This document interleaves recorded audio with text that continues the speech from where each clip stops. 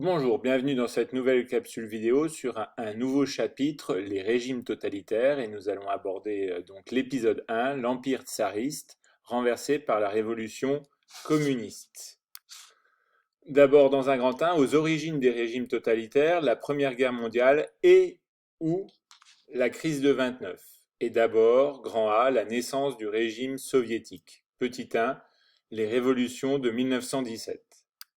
La Première Guerre mondiale s'avère être un obstacle difficilement franchissable pour l'Empire tsariste.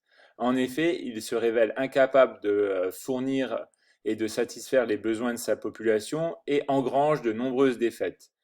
Ainsi, en février 1917, des conseils d'ouvriers à Pétrograd, qu'on appelle les soviets, renversent le pouvoir du tsar Nicolas II. Un gouvernement libéral est mis en place pour remplacer le pouvoir impérial. Mais il y a une dualité, en effet, les soviets, plutôt de tendance politique à gauche, survivent et fonctionnent en même temps que ce gouvernement libéral plutôt de droite. C'est dans cet entrefait que Lénine revient de Suisse, aidé par l'Allemagne, et profite de la faiblesse du gouvernement pour, en octobre 1917, lancer une seconde révolution, une révolution communiste, dont la base est la dictature du prolétariat. Pour satisfaire les paysans et permettre une alliance avec cette nombreuse classe rurale, Lénine décide d'une réforme agraire, mais aussi, et dans le même temps, et étant de façon très contre-productive, ordonne des réquisitions violentes de blé et de céréales pour nourrir les populations des villes. Il place aussi les bases d'un régime totalitaire en fondant une police politique, la Tchéka.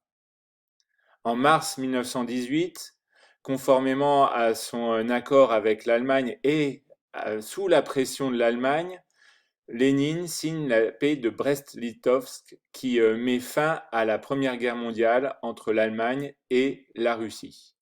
Mais la lutte se poursuit à l'intérieur contre les monarchistes. Petit 2, une guerre civile qui aboutit à l'enracinement du régime soviétique. Une guerre civile oppose l'armée rouge, l'armée communiste, aux armées blanches, les armées monarchistes qui souhaitent la réinstauration de l'Empire, et enfin à des armées de paysans qu'on appelle les armées vertes. La guerre civile prend fin en 1921 avec la victoire de l'armée rouge. Pour redresser le pays en situation difficile, Lénine ordonne une nouvelle politique économique, la NEP, avec une réinstauration d'une dose de capitalisme, notamment dans le domaine agricole, avec la réinstauration de la propriété privée. Symbole d'une unité retrouvée, en 1922 est fondée l'Union des républiques soviétiques socialistes.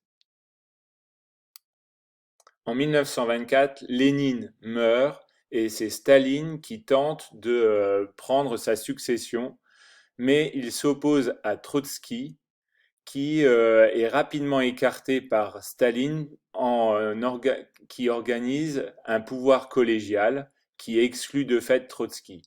Staline prend rapidement l'ascendant sur ses autres hommes politiques et instaure une collectivisation des terres et des moyens de production, la planification de l'économie et pose les bases d'un régime totalitaire. Comment l'idéologie communiste devient un régime totalitaire?